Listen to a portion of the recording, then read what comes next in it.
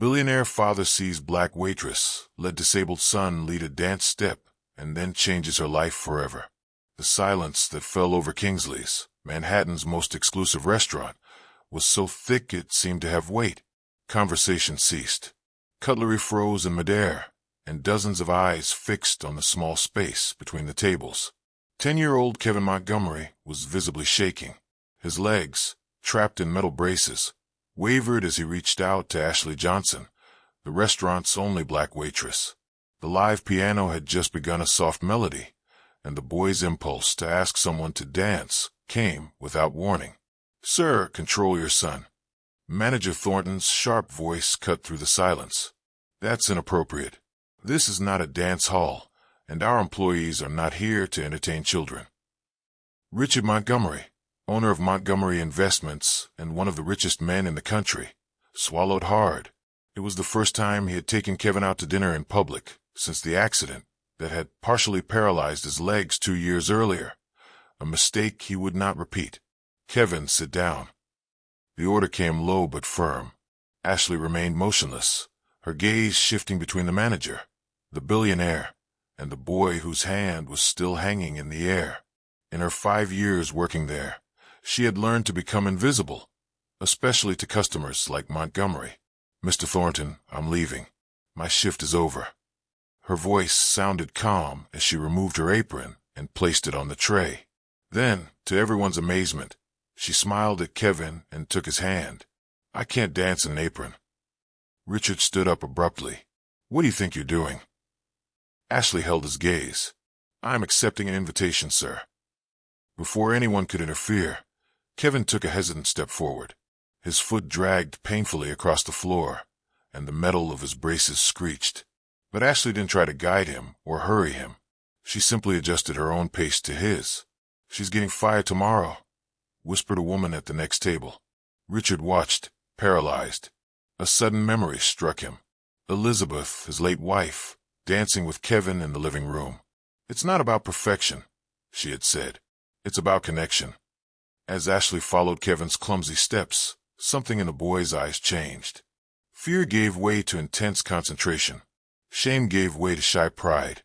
For the first time since the accident, he wasn't being guided, helped, or corrected. He was leading. "Mr. Montgomery," the manager's voice interrupted his thoughts. "I can assure you this will never happen again. She will be properly disciplined." Richard didn't respond. The entire restaurant seemed to wait for his reaction.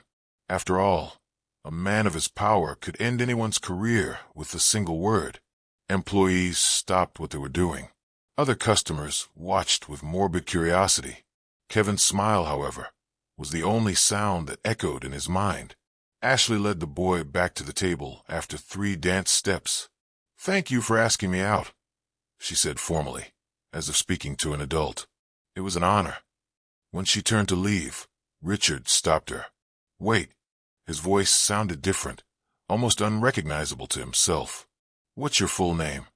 "Ashley Johnson, sir." Richard nodded slowly. "Ashley Johnson," he repeated as if memorizing it. Then he took a card from inside his jacket and held it out to her. "My office. Tomorrow at 10 a.m.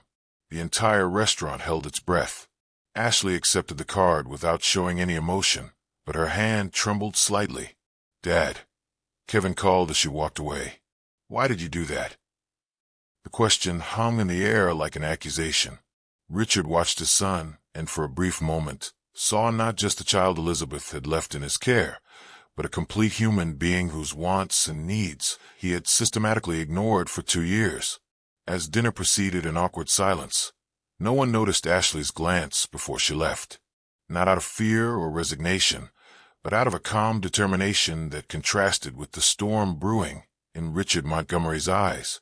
If this story about dignity and transformation is already touching your heart, don't forget to subscribe to the channel to follow how a simple gesture of respect can spark a silent revolution capable of transforming lives forever. If you are enjoying this story, kindly do us a favor and subscribe to our channel. It is free and won't cost anything, but it means a lot to us. We are just a small channel trying to grow. Thank you. And back to the video. The lobby of Montgomery Tower sparkled with its glass and marble walls, reflecting the morning sunlight. Ashley Johnson immediately felt out of place in her best outfit, a navy blue skirt and white blouse bought on sale. The people passing by her wore clothes that probably cost more than her monthly rent. "Ashley Johnson to see Mr. Montgomery," she said to the receptionist, who examined her with a clinical gaze before making a call. "18th floor, Miss Winters will see you." In the elevator, Ashley took a deep breath, clutching her worn purse to her chest. It wasn't fear she felt. It was a quiet determination that came from having faced worse, much worse. Miss Winters was a woman in her 40s, with a sharp gaze and impeccable posture. "Mr. Montgomery is in a conference call. Please follow me." As she walked through the mirrored hallways, Ashley felt the curious stares of the employees. A black woman being escorted through the executive offices was a rare enough occurrence to cause speculation. "He had you fired, didn't he?" Winters asked suddenly when they were alone in a waiting room. "It happens. Powerful clients call, and people like you lose their jobs." "People like me? You know what I mean." Winters adjusted her glasses. "Employees who don't know their place." Ashley smiled, not amused. "And where exactly would that be?" Before Winters could answer, her phone rang. "He'll see you now." Richard Montgomery's office took up half the floor. Through the floor-to-ceiling windows, Manhattan looked like a distant playground. The man stood, gazing out at the city as if it were his personal property. "Mr. Montgomery." Ashley greeted him formally. Richard turned, his face a mask of studied control. "Miss Johnson, thank you for coming." He pointed to a chair. "Please."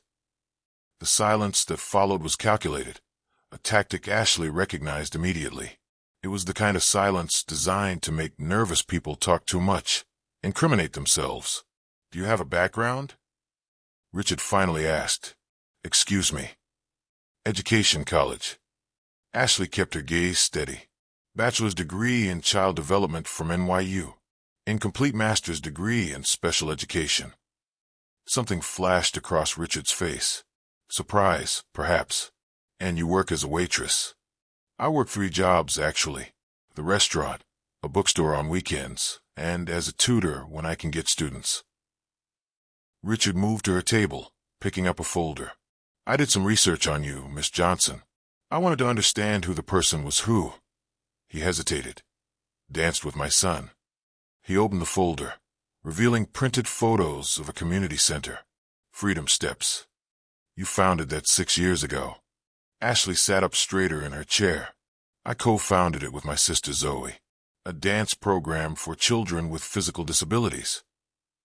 Richard leafed through some documents, which is now about to close due to lack of funding. Ashley showed no surprise.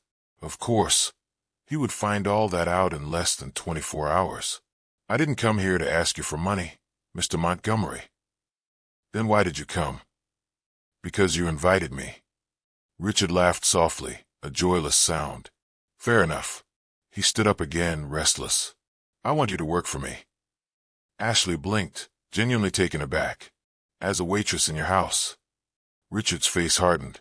"As a therapeutic companion for Kevin." His son's name seemed difficult for him to say. Ashley noticed how his eyes momentarily drifted to a photo on the table. A smiling woman holding a baby. "I have the best specialists in the country," Richard continued. "Physical therapists, neurologists, psychologists. But what you did yesterday—" He paused as if the words betrayed him. "It was just a dance, Mr. Montgomery." It was the first time I've seen him smile since the accident. The admission was painful. "I don't want a dancer for my son. I want someone who can do what you did. Follow, not lead." Ashley studied the man in front of her. Beneath the facade of power and control, she saw what others might not. A desperate, lost father. "I can pay you 5 times what you're making now." Ashley stood up. "No." Richard looked shocked, like someone unaccustomed to hearing that word. "I don't work for people who see only my color or my social class before they see my competence," she explained calmly. "And I definitely don't work for people who try to buy solutions to emotional problems." Richard's face flushed. "You're turning down an offer that would solve your financial problems out of pride, Out of dignity, Ashley corrected. And because your son deserves more than someone hired to pretend to care. She walked to the door, then paused. Kevin doesn't need more experts. He needs space to lead his own life. You don't know my son. No, Ashley agreed. But I know people like him. People whose physical limitations are nothing compared to the invisible cages we build around them. She took a card from her purse and placed it on the table. Freedom Steps classes on Tuesdays and Thursdays, 4 p.m. If you'd like to bring Kevin, the first class is free. As Ashley left, she passed Winters, who had obviously been listening behind the door. You just turned down an offer from Richard Montgomery, she whispered incredulously. Are you crazy? Ashley smiled. Maybe, but I'd rather be crazy than be property. The following Wednesday, Ashley was at the reception desk of the community center when Zoe, her sister and co-founder of the project, came running up. There's a Bentley parked outside, she whispered, nervously adjusting her hijab. And you won't believe who's inside. Through the window, Ashley saw the luxurious car. Kevin was in the back seat, looking anxiously out the window. Richard remained in the driver's seat, his hand still on the steering wheel, as if fighting an internal battle. He's not coming in, Zoe predicted. Men like him don't come to places like this. Ashley smiled, remembering Kevin's gaze during those brief moments of dancing. Don't underestimate the power of a determined son. As they watched, the car door opened. Kevin got out slowly, adjusting his gadgets. Then, to everyone's surprise, Richard got out too. The billionaire looked out of place in his casual pants and sweater, an obvious attempt to dress less formally, but still screaming privilege. I told you he'd come, Ashley murmured more to herself. Zoe stared at her. What did you do? Ashley didn't answer, but her eyes sparkled with a secret that not even her sister fully knew. In her tiny apartment in the Bronx, hidden under her bed, was a notebook filled with notes about children like Kevin and men like Richard Montgomery. Years of observation, research, and a plan that had begun with the simple acceptance of an invitation to dance. What Richard Montgomery didn't know, what he couldn't imagine in his world of glass towers and endless bank accounts, was that Ashley Johnson wasn't just a waitress who had agreed to dance with his son. She was a woman with a mission, and his empire of isolation and privilege was about to face its greatest challenge. The simple truth that some of the greatest lessons in life cannot be bought. They must be lived. If you are enjoying this story, kindly do us a favor and subscribe to our channel.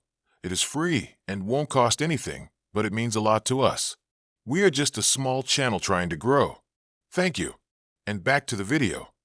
Freedom Steps operated out of an old community warehouse.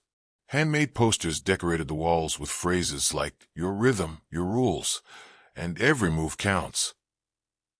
When Richard and Kevin entered, children with various types of mobility devices practiced free movements to the sound of a light beat. Mr. Montgomery, Ashley approached, wearing simple clothes with the program logo. Welcome. Kevin watched the children in awe. A girl in a wheelchair spun in precise circles, while a boy with a prosthetic leg created a sequence of steps. It looks chaotic, Richard commented, visibly uncomfortable. There is structure, Ashley replied. It's just not the one you recognize. She turned to Kevin. Would you like to join in? The boy nodded enthusiastically, but looked at his father, hesitant. Go on, Richard said tensely. I'll be right here. As Ashley guided Kevin to the group, Zoe approached Richard and offered him a chair. The first day is always the hardest, she commented. For the parents, not the kids. This isn't therapy, Richard argued. I hired the best rehabilitation specialists. And how has that been working for Kevin? Zoe asked gently. The studio door opened. An older woman entered, leaning on an ornate cane. She had gray hair and elegant braids and a commanding presence. Dr. Elaine Mercer, Zoe whispered, neuroscientist specializing in brain plasticity, retired from Harvard. The woman greeted several children before noticing Richard. Mr. Montgomery, you've rejected my research proposal 3 times in the last 2 years.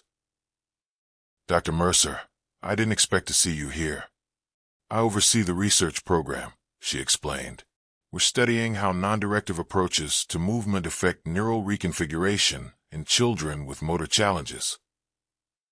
Research, Richard frowned. I thought this was just a community dance class. Ashley returned, leaving Kevin exploring movements with another child. Freedom Steps is a pilot motor rehabilitation program based on the theory of movement autonomy, she explained. We integrate adaptive dance with neuroscientific principles. Why do you work as a waitress if you lead a research program? Because we don't have adequate funding yet, and because people like you rejected us 3 times. The penny dropped. You were Dr. Mercer's assistant on the proposals. Co-author, Dr. Mercer corrected. Ashley has an incomplete master's degree because she had to leave college to take care of her sister, but her theoretical work is groundbreaking. You knew who I was at the restaurant. Richard concluded. From the moment you walked in, Ashley confirmed. And when Kevin got up to dance, I recognized the opportunity to show, not tell. Was it staged, the dance? Absolutely not. Kevin chose to get up. I chose to follow. A group of reporters entered the studio. Richard immediately tensed. What's this? Part 2 of the plan. Ashley smiled slightly. Zoe showed Richard a newly published article. Revolutionary motor rehabilitation methodology shows promising results. We published our first results today, Dr. Mercer explained, and we invited the press. You used my son for a public relations stunt. Richard's voice was pure ice.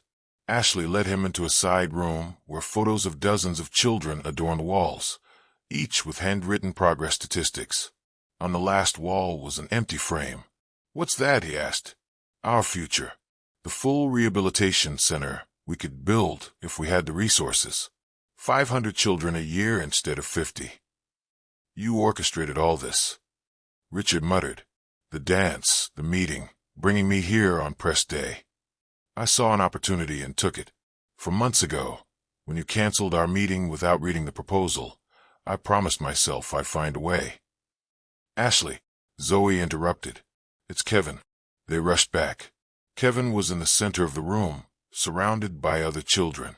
Someone had turned off the music, and everyone watched in silence.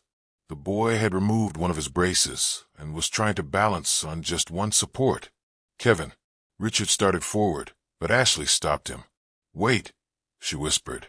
Watch. Kevin took a deep breath, focused. Then, to everyone's amazement, especially his father's, he took a complete step without full support. It was small, shaky, but entirely his. The children cheered. Camera flashes went off.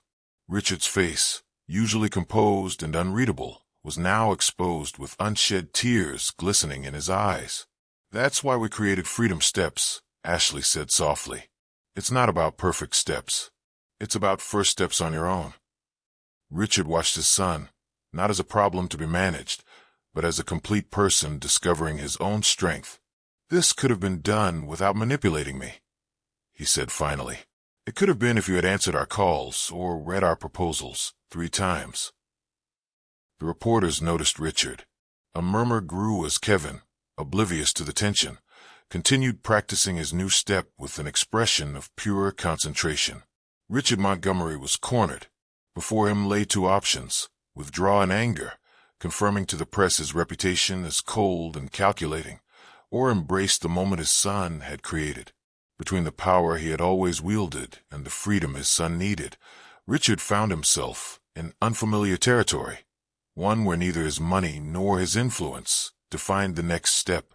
The man who controlled every aspect of his life now faced a choice that no amount of wealth could buy. His gaze shifted between his smiling son and the reporters, waiting for his reaction.